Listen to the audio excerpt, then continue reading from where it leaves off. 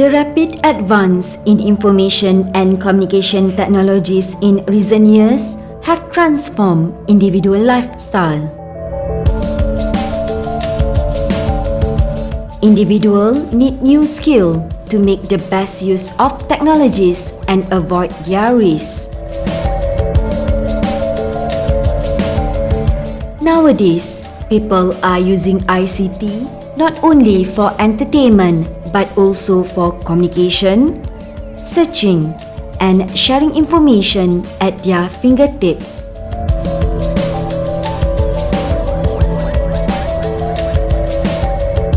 This will lead to the change of characteristic of individual and their community.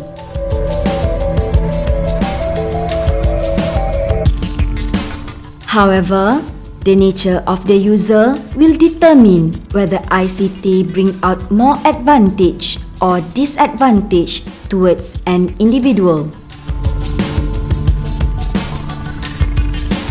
Every single adolescent living in the digital era poses several problems as they were exposed to technology devices at early age. The tendency to spend more time online was higher compared to their quality time with their family and friends. As a consequence, those behaviors may deeply affect their social, emotional, and physical development either positively or negatively. From those issues, we are interested to study and understand the phenomena about digital citizenship among Pahang Matriculation College students. Therefore, the title of our study is Examining the Digital Citizenship among Pahang Matriculation College Students for a Sustainable Digital Education. As technology has becoming more significant in the society, we came across two research questions. First, what are the level of digital citizenship among Pahang Matriculation College students?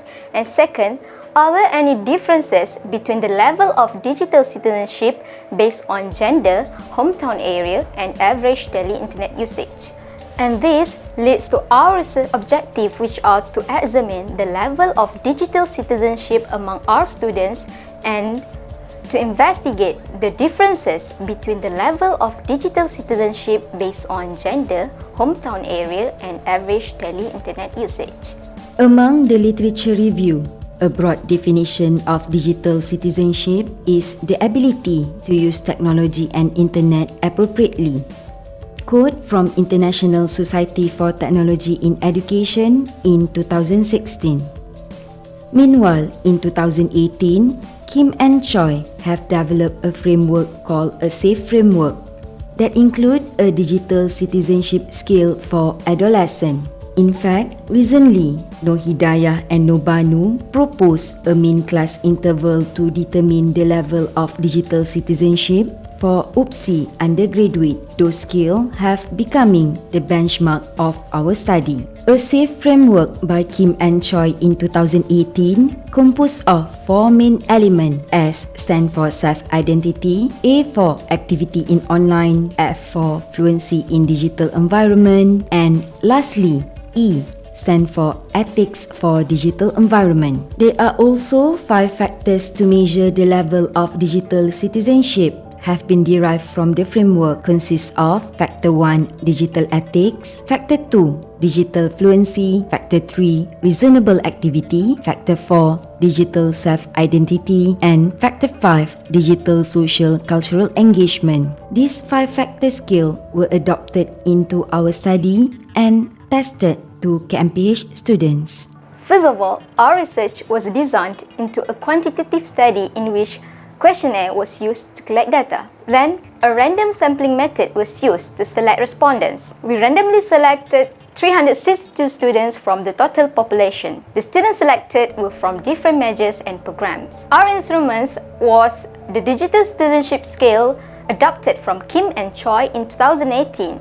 The scale consists of and 18 items derived from 5 factors. For the data collection, we distributed a Google form in December 2020 and only limit to 1 response per respondent. Next, the demographic data and level of digital citizenship was analyzed using a descriptive analysis. An inferential analysis using t-test and one-way ANOVA was also conducted to test the differences between the level of digital citizenship based on gender, hometown area, and average daily internet usage. From 362 respondents, 26% of respondents are male, while 74% of respondents are female. Hometown areas, 53.9% of respondents are from rural area and 46.1% respondent from urban area. In terms of family socio-economic status, 70.7% of respondents belong to B40, 25.4% belong to M40, and only 3.9% of respondents belong to T20. For average internet usage, 78.2% of respondents use to the internet for more than 5 hours duration per day. Meanwhile, 14.9% of respondents spend 4 to 5 hours on the internet and 6.9% for 1 to 3 hours respectively. The common device used by the majority of the respondents is a smartphone. It's about 96.1%. Only 3.9% of respondents use laptops and none of them use either desktop or tablet. The overall mean score for the level of digital citizenship for Pahang Matriculation College is 4.24 and can be classified as high. This finding justifies the first objective to examine the level of digital citizenship among the Pahang Matriculation College students. Factor 1. Digital ethics was associated with the demonstration of respect for right, responsibility, and ethic online. The mean for this factor was 4.63.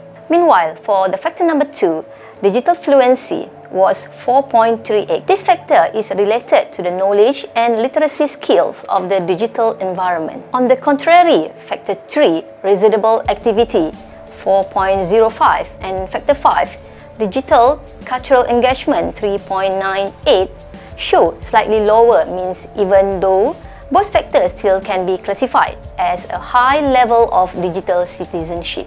Lastly, factor 4, digital self-identity, was related to the establishment and management of the adolescent's digital identity, and the mean score was 4.43. T-test analysis was used between gender and level digital citizenship, as well as hometown area and level digital citizenship.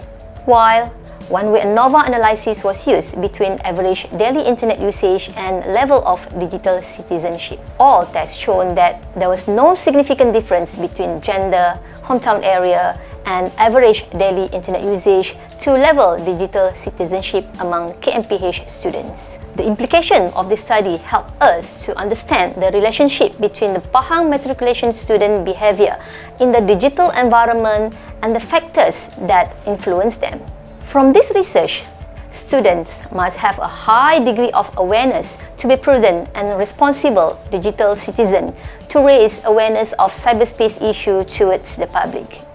Furthermore, the demographic data allows the administrator to focus on digital abuse prevention and intervention at different students' background, gender, and type of device used. Also, this study provides evidence of the true normative behavior that required to change their perceptions. In this digital era, it is important to educate individuals on effective and efficient use of digital technologies. Raising awareness and promoting digital citizenship should be an ongoing process and cannot be addressed in one-time lesson. As an educator, teaching digital citizenship will prepare students to navigate their technology-driven future, where their interaction through online platform and social media will influence their success in society. This awareness should be conducted to strengthen the perception of digital citizenship and practicing a conscious, safe, and efficient digital behavior.